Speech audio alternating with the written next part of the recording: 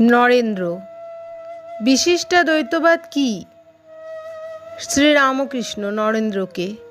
বিশিষ্টাদ্বৈতবাদে আছে রামানুজের মত, কিনা জীবজগৎ বিশিষ্ট ব্রহ্ম, সব জড়িয়ে একটি। যেমন একটি বেল, খোলা আলাদা, বীজ আলাদা, শাঁস আলাদা একজন করেছিল।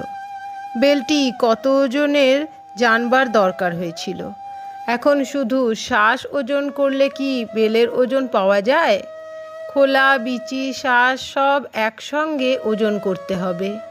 প্রথমে খোলা নয়, বিচি নয়, শ্বাসটি সার পদার্থ বলে বোধ হয়। তারপর বিচার করে দেখে যে বস্তুর শ্বাস সেই বস্তুরই খোলা আর বিচি। আগে নেতি নেতি করে যেতে হয়। জীব নেতি, জগৎ নেতি এইরূপ বিচার করতে হয়। ব্রহ্মই বস্তু আর সব অবস্তু। তারপর অনুভব হয় যার শ্বাস তারই খোলা, বিচি। যা থেকে ব্রহ্ম বলছো তাই থেকে জীবজগৎ। যারই নিত্য তাঁরই লীলা। তাই রামানুজ বলতেন জীব জগৎ বিশিষ্ট ব্রহ্ম।